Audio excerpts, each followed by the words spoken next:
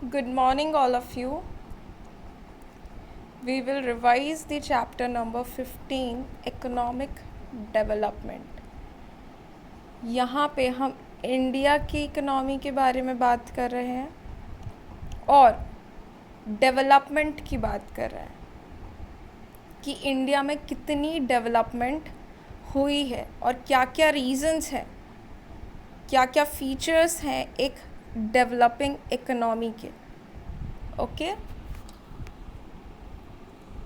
So as we know कि हर दिन बिकॉज़ हमारे इतने ज़्यादा वांट्स हैं, हमारी ज़रूरतें बहुत सारी है,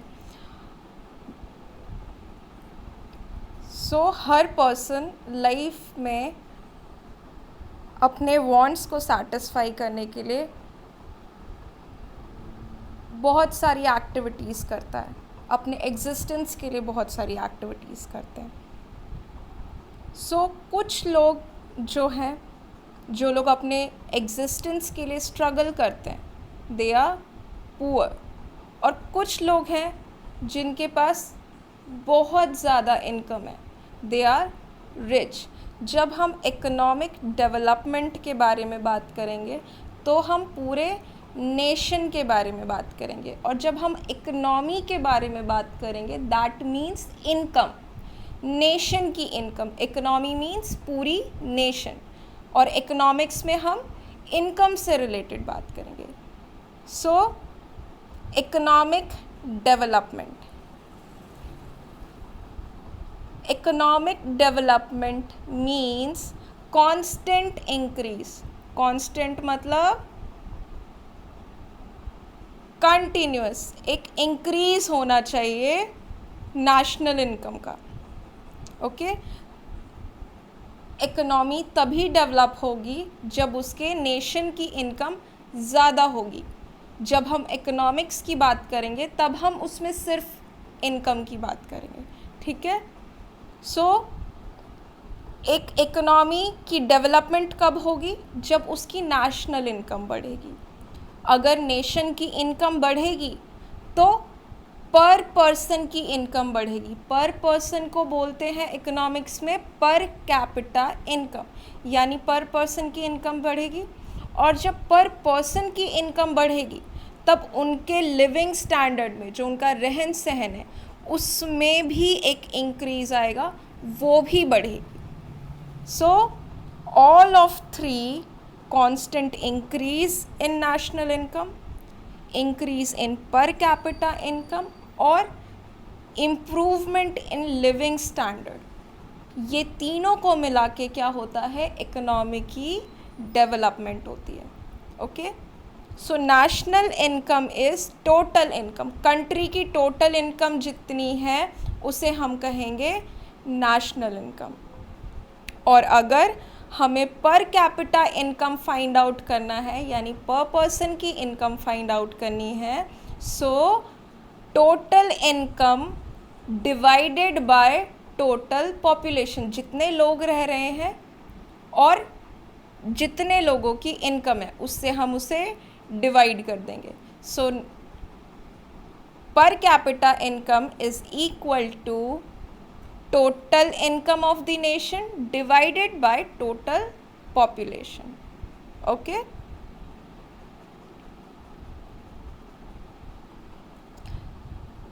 like for living standards हमें कुछ चीज़ें चाहिए होती है, कुछ फैसिलिटीज़ चाहिए होती है, जैसे food, clothes, education, health, transportation services as well as shelter. अगर नेशन की इनकम बढ़ती है तो पर कैपिटा इनकम इंक्रीज़ होगा, और अगर पर कैपिटा इनकम इंक्रीज़ हो रहा है तो भी नेशन की इनकम इंक्रीज़ हो रही है. सो अगर देखा जाए तो इंडिपेंडेंस के बाद, इंडिया के इंडिपेंडेंस के बाद जो नेशन की इनकम है उसमें इम्प्रूवमेंट आया है. अगर हम 2011 टू 2012 का अगर डेटा देखें और 2015 से लेके 2016 तक का डेटा देखें तो there is a increase in national income. 2011 में 11 से लेके 2012 तक जो नेशन की इनकम थी, नेशन की इनकम को फाइंड आउट करते हैं हम जीडीपी कैलकुलेट करके। जीडीपी मतलब ग्रॉस डोमेस्टिक प्रोडक्ट, कि कितना प्रोडक्शन हो रहा है, ठीक है। सो उस टाइम पे जो नेशन की इनकम थी वो थी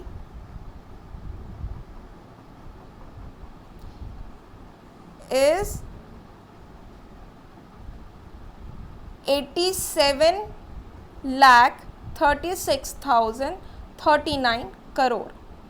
ये बढ़ के कितनी हुई 2015 से 16 के बीच में? 1,35,67,192। अब हमें ये डिफरेंस जानना है कि इकोनॉमिक प्रोग्रेस क्या होती है और इकोनॉमिक डेवलपमेंट क्या होता है, ठीक है। सो जब हम एक डेवलपमेंट प्रोसेस की बात करेंगे, तो इकोनॉमिक डेवलपमेंट जो होगा वो क्वालिटेटिव होगा। मीन्स कि अगर डेवलपमेंट कैलकुलेट करना है तो उसमें education, health, food, shelter, clothing सब कुछ इंक्लूडेड होगा, ठीक है। बट अगर हम इकोनॉमिक प्रोग्रेस की बात करेंगे तो वो क्वांटिटेटिव होगा, नंबर्स में होगा, ओके। इकोनॉमिक डेवलपमेंट जो होता है वो फर्स्ट स्टेज होता है और इकोनॉमिक प्रोग्रेस जो होता है वो सेकेंड स्टेज होता है। मतलब पहले इकोनॉमी डेवलप करती है, फिर इकोनॉमी प्रोग्रेस करती है। Now according to the changes taking place in economy, अब क्या चेंजेस आ रहे हैं इकोनॉमी में, क्या चीज़ें चेंज हो रही है। अगर चीज़ें चेंज होगी तभी डेवलपमेंट भी आएगा, ओके। सो अगर न्यू रिसर्चेस होते हैं प्रोडक्शन को बढ़ाने के लिए, सो उसे हम कहेंगे इकोनॉमिक डेवलपमेंट। क्योंकि जब रिसर्च होगा तो उसमें कुछ ऐसी चीज़ें होंगी जैसे HYV सीड यानी हाइब्रिड सीड, उससे क्या होता था, उससे प्रोडक्शन में इंक्रीज़ आता था। जब ग्रीन रेवोल्यूशन हुआ था तब उस सीड्स का इस्तेमाल किया गया था इंडिया में एग्रीकल्चर प्रोडक्शन को बढ़ाने के लिए। और एग्रीकल्चर प्रोडक्शन क्यों बढ़ाना था? क्योंकि इकोनॉमी का क्या हो, डेवलपमेंट हो। बट अगर हम दूसरी साइड देखें तो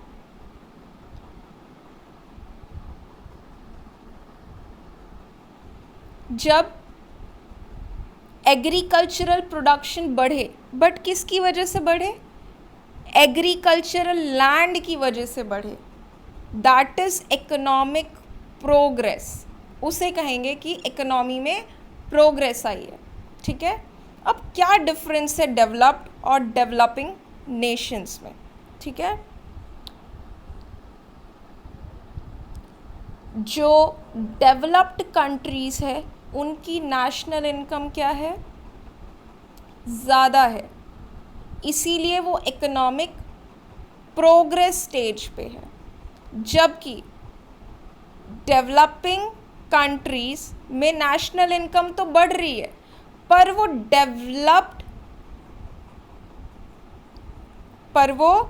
डेवलपमेंट कर रही है, अभी तक वो दूसरे स्टेज पे नहीं पहुंची है।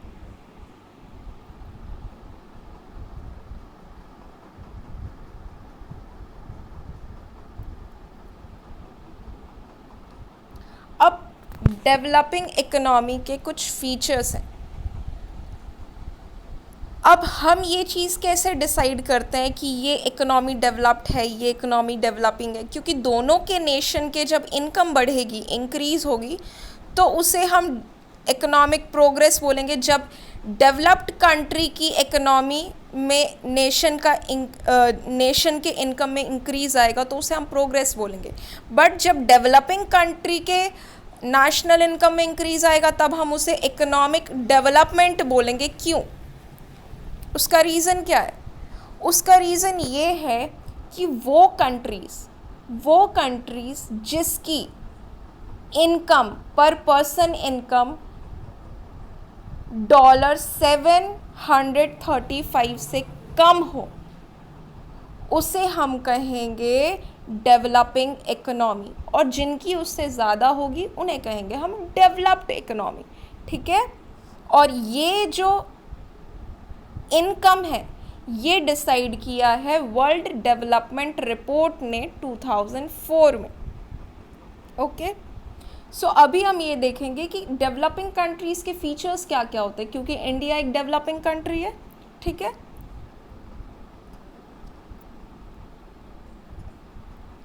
लेस पर कैपिटा इनकम, दैट मीन्स कि जो पर कैपिटा इनकम है वो कम है, पर पर्सन की जो इनकम है वो कम है। उसकी वजह से लिविंग स्टैंडर्ड भी कैसा है? लो है, कम है। इसका रीज़न क्या है? इसका रीज़न है कि इंडिया की पॉपुलेशन ज़्यादा है। अगर हम पॉपुलेशन ग्रोथ की बात करें तो डेवलपिंग नेशन में पॉपुलेशन बहुत ज़्यादा होता है। सो पॉपुलेशन ग्रोथ कितना है डेवलपिंग कंट्रीज में? More than 2%। 2% rate of growth, rate of population growth rate है। ठीक है? 2% जो है उस परसेंटेज के हिसाब से जो डेवलपिंग इकोनॉमी है वो उनका पॉपुलेशन बढ़ रहा है। अब डेवलपिंग कंट्रीज़ में एग्रीकल्चर पे वो बहुत ज़्यादा डिपेंडेंट होते हैं, मतलब जो उनका ऑक्यूपेशन है, जो वो काम करते हैं, वो बहुत ज़्यादा डिपेंडेंट होते हैं एग्रीकल्चर पे। जैसे इंडिया में 60% से जो ज़्यादा लोग हैं वो किस पे डिपेंडेंट है?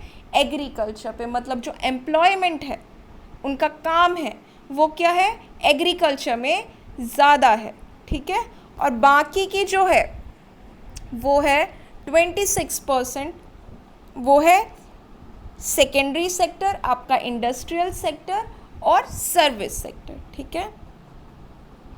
Then unemployment, no, unequal distribution of income. Unequal मतलब कि जो इनकम है वो इक्वली डिवाइडेड नहीं है। अब इसमें सिटीज़ और विलेजेस में अगर देखा जाए, अगर जो इनकम डिस्ट्रीब्यूट की जाती है वो फैक्टर ऑफ प्रोडक्शन के थ्रू की जाती है। ठीक है? फैक्टर ऑफ प्रोडक्शन हम आगे पढ़ेंगे।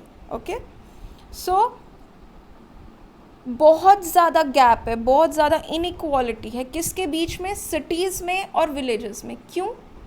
क्योंकि जो 20% लोग हैं, जो 20% रिच लोग हैं, वो 40% नेशनल इनकम वो लोग जनरेट करते हैं। ओके, और जो 20% पुअर लोग हैं वो सिर्फ 10% नेशनल इनकम का जनरेट करते हैं।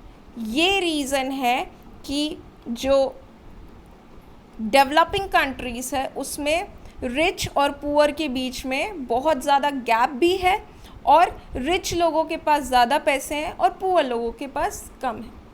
नाउ अनएम्प्लॉयमेंट बहुत बड़ा इकोनॉमिक इशू है। क्यों?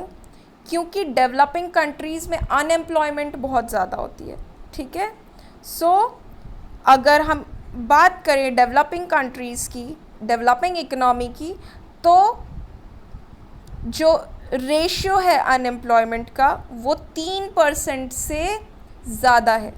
ओके, यहाँ पे सीजनल अनएम्प्लॉयमेंट देखा जाता है, डिसगाइज्ड अनएम्प्लॉयमेंट देखा जाता है, इंडस्ट्रियल अनएम्प्लॉयमेंट देखा जाता है। सीजनल मतलब वो लोग जो एक सीज़न में काम करते हैं और बाकी के सीज़न काम नहीं करते हैं। ठीक है? डिसगाइज्ड अनएम्प्लॉयमेंट मतलब कि जो लोग एक फार्म में 4 लोगों को काम करना है पर उसमें 8 लोग काम कर रहे हैं, तो उनकी कोई इनकम नहीं है, सो वो डिसगाइज्ड अनएम्प्लॉयमेंट हुआ। इंडस्ट्रियल अनएम्प्लॉयमेंट वो लोग जो इंडस्ट्रीज़ में जिनको काम नहीं मिल रहा है. ओके. Then poverty. पोवर्टी, जब एक पर्सन की बात होगी तो पुअर, जब पूरी कंट्री की बात होगी तो पोवर्टी. तो डेवलपिंग कंट्रीज़ में इतनी पोवर्टी क्यों होती है?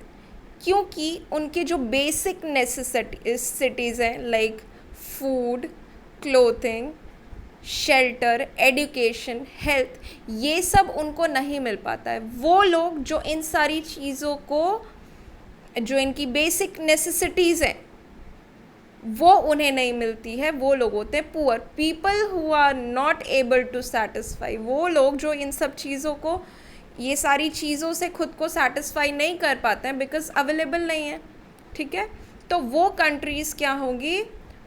पुअर कंट्रीज़ होगी, वहाँ पे पोवर्टी ज़्यादा होगी. और जो डेवलपिंग कंट्रीज़ है उसमें जो 1/3 पॉपुलेशन है वो पुअर लोग हैं. ओके.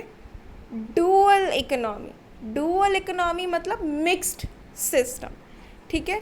जहाँ पे एक तरफ क्या है, एक साइड वो लोग हैं जो पुराने तरीके से फार्मिंग कर रहे हैं, पुरानी मशीनें यूज़ कर रहे हैं, पहले की जो कुछ ऑर्थोडॉक्स उनके थॉट्स हैं, जो ऑर्थोडॉक्स कुछ चीज़ें वो फॉलो करते हैं, वो देखने को मिलती है. प्रोडक्शन कम होता है. ऑर्थोडॉक्स सोशल स्ट्रक्चर मतलब कुछ चीज़ों को मानना, जैसे कि पुरानी चीज़ों को फॉलो करना, जैसे चाइल्ड मैरिजेस, ये सारी चीज़ें.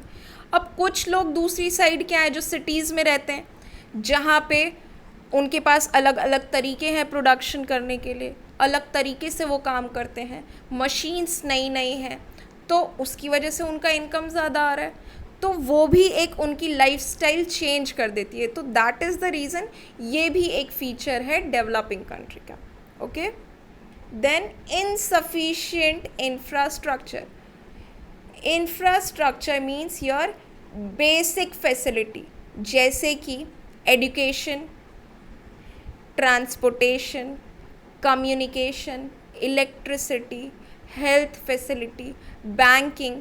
तो डेवलपिंग जो कंट्रीज़ है उसमें ये सारी जो इंफ्रास्ट्रक्चर फैसिलिटीज़ है वो सफिशेंट पूरी मात्रा में नहीं है, इनसफिशेंट है, कम है. तो जब बेसिक चीज़ें ही पूरी नहीं होगी तो डेवलपमेंट तो बाद में आएगा. Okay. Then form of international trade. Trade करना मतलब कि एक कंट्री से दूसरी कंट्री के बीच में एक्सपोर्ट इंपोर्ट करना, चीज़ों को उनको बेचना, उनसे चीज़ें खरीदना. ठीक है. तो जब हम कोई प्रोडक्ट बेचते हैं इज़ योर एक्सपोर्ट. तो हम किस चीज़ का एक्सपोर्ट करते हैं? ज़्यादातर हम रॉ मटेरियल ज़्यादा एक्सपोर्ट करते हैं, एग्रीकल्चर प्रोडक्ट्स हम ज़्यादा एक्सपोर्ट करते हैं, फूड ग्रेन्स होते हैं उसमें, मिनरल ओर्स, आयरन ओर हम लोग एक्सपोर्ट करते हैं, जिससे कि जो इनकम होती है, जिसकी प्राइस है वो क्या है, कम है, उसकी प्राइस ज़्यादा नहीं है. तो जब हम सेल करते हैं तो वहाँ से इनकम भी कम आता है, मतलब लो इनकम. ठीक है. सेम उसी टाइम पे जो हम दूसरी कंट्री से इंडिया में इंपोर्ट करते हैं, चीज़ें मंगवाते हैं, जैसे हम यूएसए से मशीन्स मंगवाते हैं. अब वो जो मशीन्स है उसकी जो प्राइस है, जो उसका कॉस्ट है वो ज़्यादा होता है. तो जब कॉस्ट ज़्यादा है तो हमें ज़्यादा पेमेंट करनी पड़ती है. जब हम ज़्यादा पेमेंट करते हैं तो जो कॉस्ट है वो बहुत ज़्यादा है. तो हम एक्सपोर्ट लो रेट पे कर रहे हैं और हम इंपोर्ट ज़्यादा रेट पे कर रहे हैं, हाई कॉस्ट पे कर रहे हैं, जिसकी वजह से क्या होता है, जिसकी वजह से जो ट्रेड है वो डेवलपिंग कंट्रीज़ के लिए क्या होता है, ख़राब होता है. क्यों? क्योंकि जब आप एक्सपोर्ट कम प्राइस पे कर रहे हो और इंपोर्ट ज़्यादा प्राइस का कर रहे हो तो उसमें डेब्ट क्रिएट होता है, कर्जा बढ़ने लगता है. ठीक है. चलो, now economic and non economic activities. Economic activities वो होती है जो एक्टिविटीज़ करने से हमें क्या मिलता है, मनी मिलती है. इनकम मिलती है, पैसा मिलता है, ठीक है। सो वो जो भी चीज़ें होंगी वो होगी आपकी अर्निंग मनी, मतलब उससे क्या हो रहा है, इनकम जनरेट हो रहा है, इनकम आ रही है, ठीक है। जैसे कि फार्मर्स, आर्टिशंस, बिजनेसमैन, टीचर, वो क्या कर रहे हैं, इनकम अर्न कर रहे हैं, ठीक है, या फिर स्पेंड कर रहे हैं मनी, ठीक है।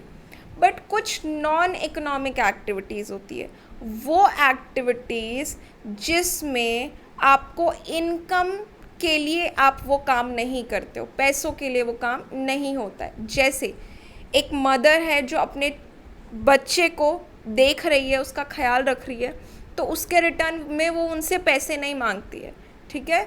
सो वो क्या होगा, नॉन इकोनॉमिक एक्टिविटी। जैसे हम चैरिटी करते हैं तो उसके रिटर्न में हमें मनी नहीं मिलता है, ठीक है। सो ये होगा आपका नॉन इकोनॉमिक एक्टिविटी, वो एक्टिविटीज़ जिससे इनकम जनरेट नहीं होती है, जिसमें मनी के लिए काम नहीं किया जाता, ओके। अब इंडियन इकोनॉमी की स्ट्रक्चर कैसा है, जो इकोनॉमी है हमारी उसका स्ट्रक्चर कैसा है। अब ये स्ट्रक्चर 3 सेक्शन में डिवाइडेड है, ठीक है। जो हम काम कर रहे हैं, जो ऑक्यूपेशन है, हम कौन से काम को करने से इनकम जनरेट कर रहे हैं, उसमें 3 सेक्टर्स है, primary sector, secondary sector and service sector. अब प्राइमरी सेक्टर मतलब वो काम, वो एक्टिविटीज़ जो आप एग्रीकल्चर से रिलेटेड कर रहे हो, ठीक है, और नेचर से रिलेटेड कर रहे हो, वो सब आपका आएगा प्राइमरी सेक्टर में। जैसे cattle rearing, cattle breeding, fishing, poultry farm, forest product को कलेक्ट करना, रॉ मेटल्स की माइनिंग, ठीक है, ये सारे जो काम है ये सब होंगे प्राइमरी सेक्टर में, ठीक है। सेकेंडरी सेक्टर मतलब वो सेक्टर जहाँ पे इंडस्ट्रीज़ है, वो एक्टिविटीज़ जो इंडस्ट्रीज़ में की जाती है, फैक्ट्रीज़ में की जाती है, ठीक है, जो किसी चीज़ का प्रोडक्शन बना रहे हैं, प्रोडक्शन कर रहे हैं, मतलब कोई चीज़ को ट्रांसफॉर्म कर रहे हैं, मॉडिफाई कर रहे हैं। फॉर एग्जांपल ट्री को कट करके वो फर्नीचर में उसको ट्रांसफॉर्म कर रहे हैं, मतलब जो काम इंडस्ट्रीज़ और फैक्ट्रीज़ में होता है, ठीक है। अब वो कुछ भी हो सकता है, एक छोटे पिन से लेके बड़ी मशीन का प्रोडक्शन, एनीथिंग, ठीक है, जो भी काम इंडस्ट्री में हो रहा है, ठीक है।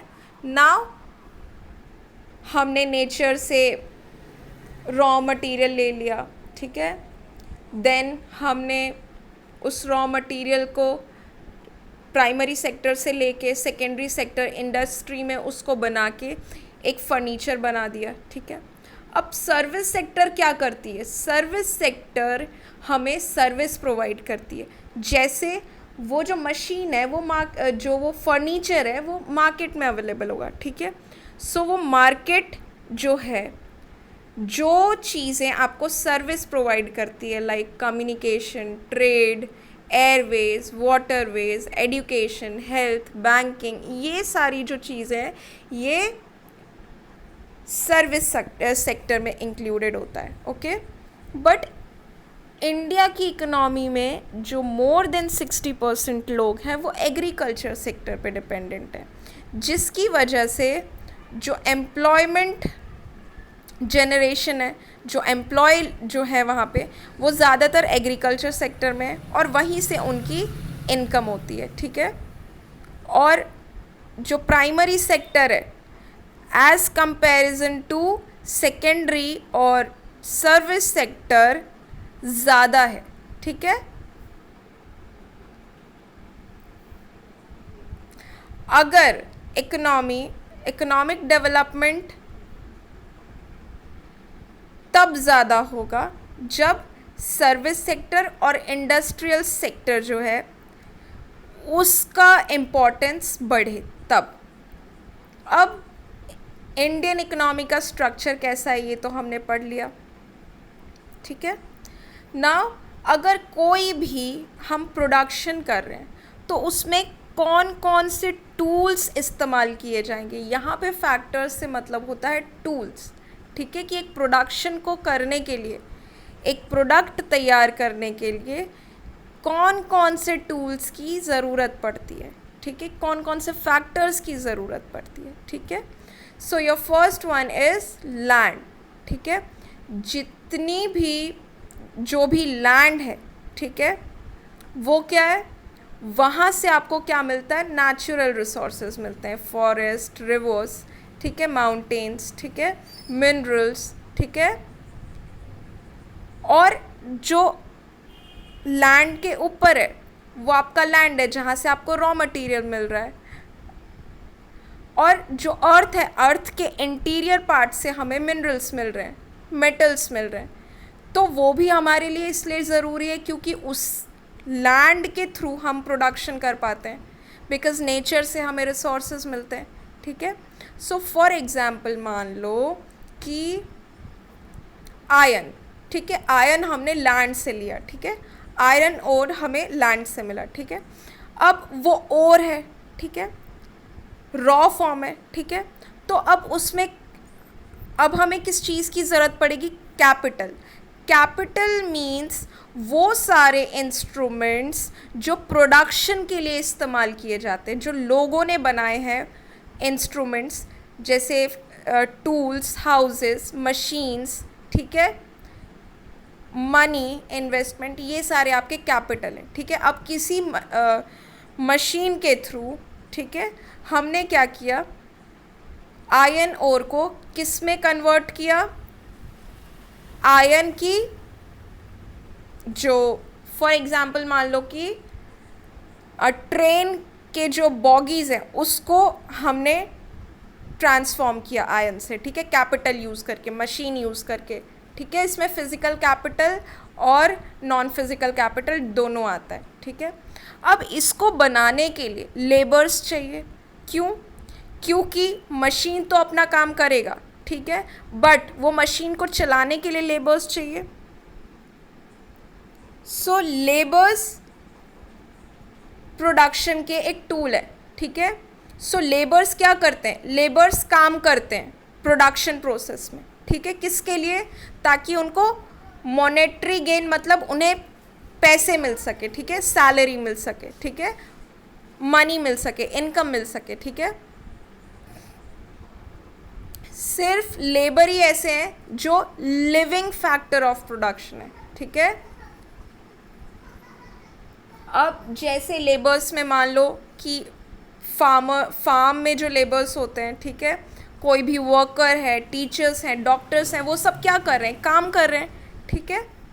अब वो पर्सन, एंटरप्रेन्योरशिप मतलब वो पर्सन जो पूरा प्रोडक्शन प्रोसेस का काम करता है, किसके लिए, प्रॉफिट के लिए, ठीक है। तो वो क्या करते हैं वो तीनों फैक्टर को कंबाइन कर देते हैं, क्या करते हैं, लैंड, लेबर, कैपिटल, तीनों को जब एक साथ कंबाइन करते हैं, वो person, that person is entrepreneur, ठीक है। अब ये तीनों जो प्रोसेस है वो एक दूसरे के साथ कोऑर्डिनेट होके ही की जाती है, ठीक है, और ये प्रोसेस किया जाता है प्रॉफिट के लिए, ठीक है। नाउ फैक्टर ऑफ प्रोडक्शन, हमने एक प्रोडक्शन तैयार कर दिया, ठीक है, हमने ट्रेन की बॉगीज़ बना दी, ठीक है। अब ये जो ट्रेन की बॉगीज़ है वो तैयार हो गई, अब उसे किस तरीके से डिस्ट्रीब्यूट करना है वो बहुत इम्पॉर्टेंट है, लोगों में उसको किस तरीके से बांटना है वो बहुत ज़रूरी है। जैसे हम सबको पता है कि हमारी जो वांट्स हैं, जो हमारी ज़रूरतें हैं, वो क्या है, अनकाउंटेबल, गिन भी नहीं सकते, इतने ज़्यादा हमारे वांट्स हैं, ठीक है, और अनलिमिटेड, बहुत सारे, ठीक है।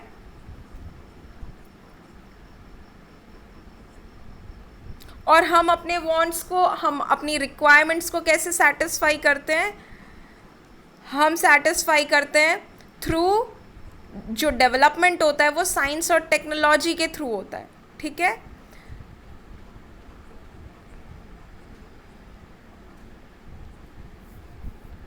अब हमारी वांट्स अनलिमिटेड है, ठीक है।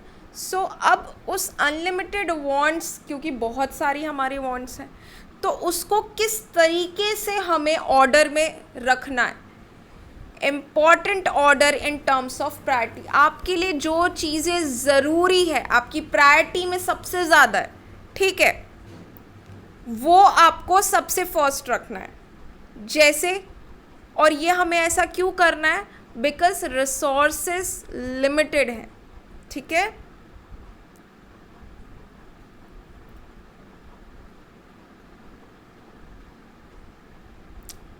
सो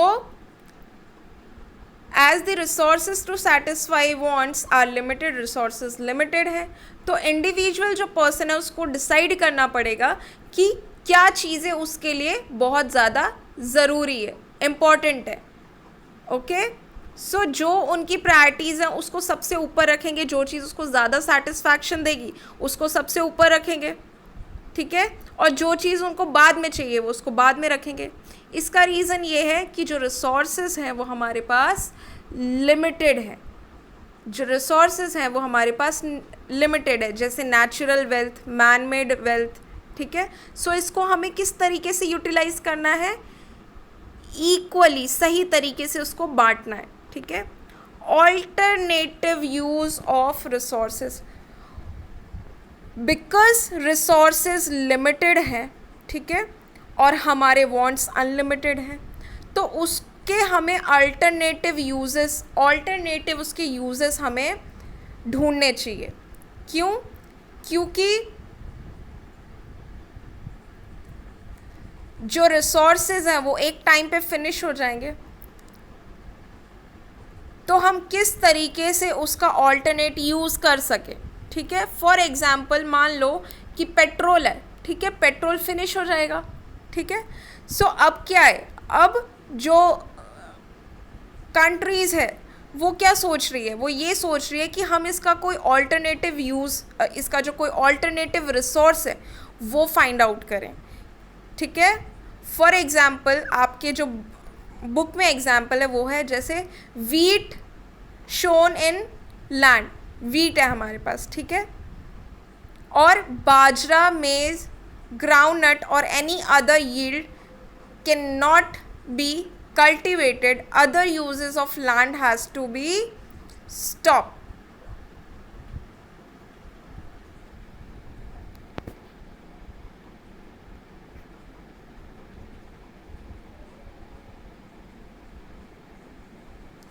फॉर एग्ज़ाम्पल मान लो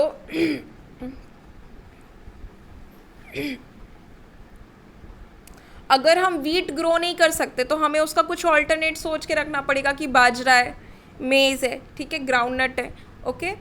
अब ये जो सारी चीज़ें हैं, फैक्टर ऑफ प्रोडक्शन है, इसका इस्तेमाल हम इसको डिस्ट्रीब्यूट इस तरीके से करते हैं ताकि जो पर्सन की डिमांड्स हैं, जो उसकी ज़रूरतें हैं, जो उसकी वांट्स हैं, वो क्या हो, सैटिस्फाई हो मैक्सिमम, ओके।